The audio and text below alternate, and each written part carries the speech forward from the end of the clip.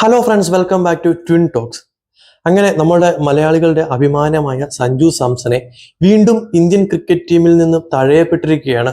സിംബാബ്വെക്കെതിരെ ഈ ജൂലൈ അവസാനം നടക്കാൻ പോകുന്ന 2020 പര്യടനത്തിനുള്ള ടീമിൽ നിന്ന് സഞ്ജു സാംസനെ ഒഴിവാക്കിയിരിക്കുകയാണ്. സഞ്ജുവിനെ മാത്രമല്ല മറ്റു കുറച്ച് പ്ലേയേഴ്സിനെയും കൂടെ ഒഴിവാക്കിയിട്ടുണ്ട്. എന്നാലും നമ്മുടെ ഇന്നത്തെ ഒരു ടോപ്പിക്ക് സഞ്ജു സാംസൺ ആണ്. എൻ്റെ ഇതിനു മുമ്പുള്ള വീഡിയോകളിലൊക്കെ ഈ സഞ്ജു സാംസനെ പുറത്താക്കിയിട്ട് ബന്ധപ്പെട്ട വീഡിയോകളൊക്കെ ഞാൻ ചെയ്തിട്ടുണ്ടായിരുന്നു. പക്ഷെ ഇപ്പം ഇത് പറയാനായിട്ടുള്ളൊരു സാഹചര്യം, ഞാനിപ്പോൾ നിങ്ങൾക്ക് സ്ക്രീനിൽ കുറച്ച് സ്കോർ കാണിച്ചു തരാം. ഇപ്പം നിങ്ങൾ ഈ കാണുന്നത് സഞ്ജു സാംസന്റെ അവസാനത്തെ 10 2020 ഇന്റർനാഷണൽ മത്സരങ്ങളുടെ സ്കോറുകളാണ്. അതേപോലെ തന്നെ നിങ്ങൾക്ക് ഇപ്പൊ ഈ കാണാൻ സാധിക്കുന്നത് തിലക് വർമ്മയുടെ അവസാനത്തെ 10 2020 സ്കോറും. എന്തുകൊണ്ടും സഞ്ജു സാംസൺ തിലക് വർമ്മയെക്കാട്ടിലും ബെറ്റർ ആയിട്ട് സ്കോർ ചെയ്യുകയും ഇന്ത്യയെ 2020 വേൾഡ് കപ്പ് ജയിപ്പിക്കുകയും ചെയ്തൊരു താരമാണ്. അങ്ങനെ ഒരു താരത്തെ ടീമിൽ നിന്ന് പുറത്താക്കുകയും ഇത്രയും വലിയ ദയനീയ പ്രകടനങ്ങൾ കാഴ്ചവെച്ച തിലക് വർമ്മയെ ടീമിന്റെ വൈസ് ക്യാപ്റ്റൻ ആക്കുകയും ചെയ്ത ഈ സെലക്ഷൻ കമ്മിറ്റിയുടെ തീരുമാനം അതെന്താണെന്ന് യാതൊരു തരത്തിലും ഒരു ഐഡിയ കിട്ടുന്നില്ല. തിലക് വർമ്മ കഴിഞ്ഞ 10 മത്സരങ്ങളിൽ നിന്ന് 243 റൺസുകളാണ് നേടിയിട്ടുള്ളത്. സഞ്ജു സാംസണായിട്ട് 357 റൺസുകൾ നേടിയിട്ടുണ്ട്. പിന്നെ എന്തുകൊണ്ടാണ് സഞ്ജു സാംസൺ ഈ ടീമിൽ നിന്ന് തഴയപ്പെടുന്നത് എന്നാണ് നമുക്ക് മനസ്സിലാകാത്തത്.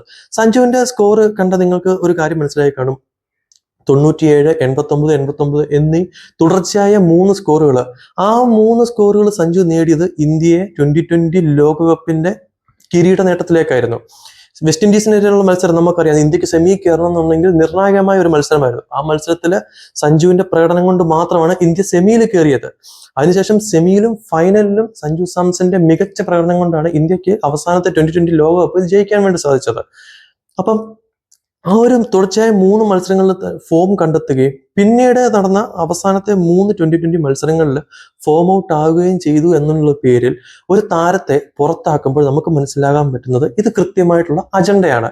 കാരണം ഋഷഭ് പന്ത് എന്നൊരു താരത്തെ നമുക്കറിയാം. ഋഷഭ് പന്ത് ടീമിലെ എത്രത്തോളം മോശമായി കളിച്ചിരുന്നോ ആ സമയത്തെല്ലാം അദ്ദേഹത്തെ നല്ല രീതിയിൽ സെലക്ഷൻ കമ്മിറ്റി സപ്പോർട്ട് ചെയ്തിരുന്നു. 10ഉം 20ഉം മത്സരങ്ങളിലൊക്കെ സ്കോർ ചെയ്യാണ്ടായാലും ഋഷഭ് പന്ത് എപ്പോഴും ടീമിലെ സ്ഥിര സാന്നിധ്യമായിട്ട് കാണുന്നുണ്ടായിരുന്നു. ഇപ്പൊ തന്നെ നമുക്ക് ഈ ടീമിൽ നോക്കിക്കഴിഞ്ഞാൽ ശ്രേയസ് അയ്യറിനെ ക്യാപ്റ്റനാക്കി. IPL തുടക്കത്തിൽ ആദ്യ സ്റ്റേജില് പഞ്ചാബിനെ മികച്ച എന്നൊരു തുടക്കം കിട്ടിയിട്ട് ആ ടീമിനെ പ്ലേ ഓഫിൽ പോലും എത്തിക്കാൻ കഴിയാത്ത ഒരു ക്യാപ്റ്റനെ എങ്ങനെയാണ് ഇന്ത്യൻ ടീമിന്റെ ക്യാപ്റ്റൻസി ലഭിച്ചതെന്ന് നമുക്ക് യാതൊരു തരത്തിലും മനസ്സിലാകുന്നില്ല.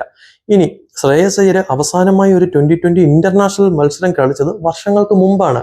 ആ ഒരു കംബാക്ക് നടത്തുന്ന ഒരാൾക്ക് എങ്ങനെയാണ് ഈ ക്യാപ്റ്റൻസി കിട്ടിയെന്ന് നമുക്ക് മനസ്സിലാകുന്നില്ല. അപ്പൊ ഈ അജിത് അഗാർക്കറും അതുപോലെ തന്നെ നമ്മുടെ കോച്ച് ഗൗതം ഗംഭീറും എല്ലാം കൂടെ ചേർന്ന് നമ്മുടെ ഇന്ത്യൻ ടീമിലെ ഒരു വെസ്റ്റ് ഇൻഡീസിന്റെയും അല്ലെങ്കിൽ ശ്രീലങ്കയുടെ ഒക്കെ ഒരു ആ അവസ്ഥയിലേക്ക് കൊണ്ടെത്തിച്ചുകൊണ്ടിരിക്കുകയാണ്. നമുക്കറിയാം വെസ്റ്റ് ഇൻഡീസും ശ്രീലങ്കയൊക്കെ ഒരു കാലത്ത് പ്രതാപമായിട്ടൊരു കാലത്ത് നിന്നിരുന്ന ടീമിന് വലിയ രീതിയിലുള്ള ഒരു തകർച്ച നേരിട്ടു. അവരുടെ ബോർഡിന്റെ പ്രശ്നങ്ങൾ കൊണ്ടാണ് ആ ടീം വളരെ ഒരു തകർച്ച നേരിടേണ്ടി വന്നിട്ടുള്ളത്. അതേ അവസ്ഥയിലേക്ക് തന്നെയാണ് ഇപ്പൊ നമ്മുടെ ഇന്ത്യൻ ടീമും എത്തി നിൽക്കുന്നത്. അയർലൻഡിനെതിരായിട്ടുള്ള 2020 പരമ്പര ഇന്ത്യക്ക് നഷ്ടമാകുന്നു. ഇന്ത്യയുടെ ചരിത്രത്തിൽ തന്നെ ഏറ്റവും വലിയ നാണക്കേട്. ഇംഗ്ലണ്ടിൽ ചെന്നതിന് ശേഷം 125 റൺസിന്റെ തോൽവിയൊക്കെയാണ് ഇന്ത്യ ഏറ്റുവാങ്ങിക്കൊണ്ടിരിക്കുന്നത്. ഒരു വേൾഡ് കപ്പിന്റെ 2020 വേൾഡ് കപ്പിന്റെ ആ സമയത്തൊക്കെ ഇന്ത്യ ആദ്യം ബാറ്റ് ചെയ്യുമ്പോൾ 250, 300 വരെ സ്കോർ എത്തും എന്ന തരത്തിലുള്ള ചർച്ചകൾ വരെ ഉണ്ടായിരുന്ന സമയത്ത് നിന്ന് ഇപ്പൊ 70, 80, 100 റൺസുകളൊക്കെ കണ്ടെത്താൻ വേണ്ടി ഇന്ത്യ ബുദ്ധിമുട്ടിക്കൊണ്ടിരിക്കുകയാണ്. അപ്പൊ ഈ സെലക്ഷൻ കമ്മിറ്റി ഇവരെന്താണ് കാണിക്കുന്നത് എന്നുള്ളത് യാതൊരു തരത്തിലും മനസ്സിലാകുന്നില്ല. ക്രിക്കറ്റ് പ്രേമികളായിട്ടുള്ള ആർക്കും യോജിക്കാൻ പറ്റാത്ത തരത്തിലുള്ള സെലക്ഷനാണ് ഇപ്പൊ BCCI നടത്തിക്കൊണ്ടിരിക്കുന്നത്. അജിത് അഗാർക്കർ എന്ന് പറയുന്ന വ്യക്തി അദ്ദേഹത്തിന്റെ വ്യക്തി താല്പര്യങ്ങൾ കൊണ്ട് മാത്രം, അല്ലെങ്കിൽ ഗൗതം ഗംഭീർ എന്ന് പറഞ്ഞൊരു കോച്ച് അദ്ദേഹത്തിന്റെ വ്യക്തി താല്പര്യങ്ങൾ കൊണ്ട് മാത്രം പലരെയും ഇന്ന് ഇന്ത്യൻ ടീമിൽ എടുത്തു വെച്ചിട്ടുണ്ട്. അതിൽ ഏറ്റവും വലിയൊരു ഉദാഹരണമാണ് ഹർഷിത് റാണ, പ്രസീദ് കൃഷ്ണ തുടങ്ങിയ പ്ലേയേഴ്സ്. നിങ്ങളിപ്പോ ഈ സ്ക്രീനിൽ കണ്ടുകൊണ്ടിരിക്കുന്നത് ഹർഷിത് റാണയുടെയും പ്രസീദ് കൃഷ്ണയുടെയും അവസാനത്തെ കുറച്ച് 2020 മത്സരങ്ങളുടെ ബോളിങ്ങിലെ പ്രകടനങ്ങളാണ്.